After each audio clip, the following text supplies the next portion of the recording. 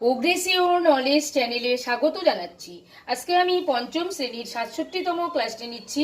আজকের ক্লাসে আমি শেখাবো কোনো একটি সংখ্যাকে ১০, ১০০ এবং ১০০০ দিয়ে কি করে আমরা শিশুদেরকে ভাগ করতে শেখাবো।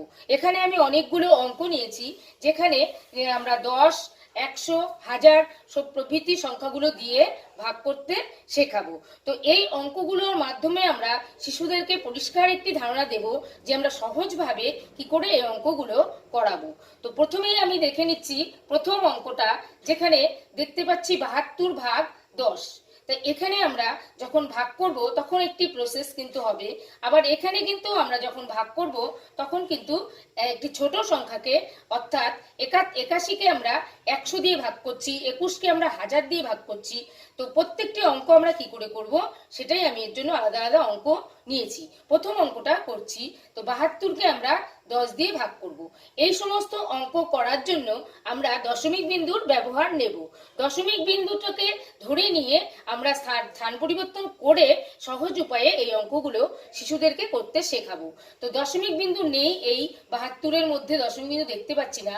আমরা কি করব, যে সংখ্যাটা দেওয়া থাকবে তার ডান পাশে একটা দশমিক বিন্দু ধরে নেব।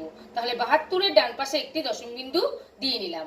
এবার আমাদের নিয়ম হচ্ছে দশমিক বিন্দু ভাগের সময় সরবে হচ্ছে বাঁ দিকে এবং গুণের সময় সরে হচ্ছে ডান দিকে। যেহেতু আমরা ভাগ করছি, দশমিক বিন্দুটা এখানে ধরে নিলে আমাদের এটা সরবে বাঁ দিকে। কয় ঘর সরবে? এখানে যে কটা শূন্য থাকবে সেই কয় ঘর সরবে, অর্থাৎ এখানে কটা শূন্য আছে, একটা শূন্য আছে, এক ঘর সরাবো। তাহলে এখানে সংখ্যাটা হচ্ছে ৭২, সেটা আমরা ফলে আগে বসিয়ে দেব। তাহলে আমাদের দশমিক বিন্দু বাঁ দিকে এক ঘর সরলে চলে যাবে ২-এর বাঁ পাশে। তাহলে ২-এর বাঁ পাশে আমরা বিন্দু দিয়ে দিলাম। তাহলে আমাদের ভাগফল হয়ে গেল ৭.২। চলে যাচ্ছি পরবর্তী অঙ্কে। ৮১কে ১০০ দিয়ে ভাগ করতে হবে, দশমিক বিন্দু নেই। ধরে নেব ডান দিকে একটি দশমিক বিন্দু আছে। এবার আমরা দশমিক বিন্দুটাকে সরাবো, যেহেতু ভাগ অঙ্ক সেহেতু আমরা বাঁ দিকে সরাবো। কত ঘর সরাবো? ২ ঘর সরাবো। আমরা অঙ্কটাকে ফলে এখানে যে সংখ্যাটা আছে সেখানে তুলে নিচ্ছি, তারপর দশমিক বিন্দুটা বসিয়ে দেব। তাহলে এখানে ২ ঘর সরাবো বাঁদিকে, তাহলে চলে আসবে ৮-এর বাঁ পাশে। তাহলে এখানে আমরা ৮-এর বাঁ পাশে বিন্দু দিয়ে দিব। ভাগফল হয়ে গেল 0.81। চলে যাচ্ছি পরবর্তী অঙ্কে। এখানে ২১কে আমরা ১০০০ দিয়ে ভাগ করব। ধরে নিচ্ছি বিন্দু আছে ১-এর ডান পাশে। এবার আমরা দশমিক বিন্দুটাকে সরিয়ে দেব বাঁ পাশে, যেহেতু ভাগ অঙ্ক বাঁ পাশে সরিয়ে দেব। কত ঘর সরাবো? ৩টা শূন্য আছে, ৩ ঘর সরাবো। তাহলে এখানে আমরা অঙ্কটাকে তুলে নিচ্ছি ২১। এবার দশমিক বিন্দু সরাবো ৩ ঘর। এখান থেকে ৩ ঘর সরলে আমরা দেখতে পাচ্ছি আছে ২ ঘর। তাহলে ৩ ঘর কি করে সরাবো?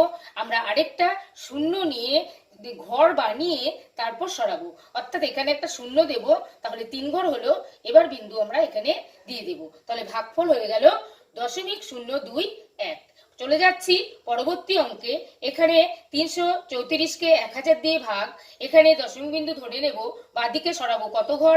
এখানে আছে ৩টা শূন্য, ৩ ঘর। তাহলে দশমিক বিন্দু চলে আসবে এই ৩-এর বাঁ পাশে। তাহলে আমরা অঙ্কটাকে তুলে নেব। তাহলে আমাদের এই ৩ ঘর সরলে দশমিক বিন্দু এখানে চলে আসবে। এবার আমরা ৫কে ভাগ করব ১০০ দিয়ে। ১০০-তে দুটো শূন্য আছে, দশমিক বিন্দু এখানে থাকলে ২ ঘর সরবে।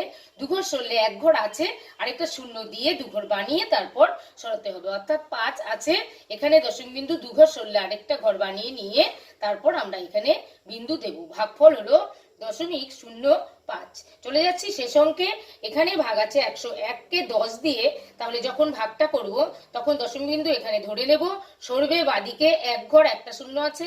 তাহলে এই ১-এর বাঁ পাশে চলে আসবে। তাহলে উত্তরটা আমাদের এখানে অঙ্কটাকে তুলে নেব, দশমিক বিন্দু ১-এর বাঁ পাশে চলে এলো, এখানে বসিয়ে দেব। তাহলে উত্তর হলো 10.1।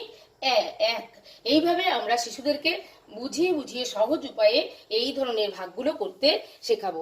আজকের এই ক্লাসটি ভালো লাগলে লাইক করবেন, কমেন্ট করবেন, শেয়ার করবেন এবং আমার পরবর্তী ক্লাসটি পেতে আমার চ্যানেলটিকে সাবস্ক্রাইব করে আমার সঙ্গে থাকবেন।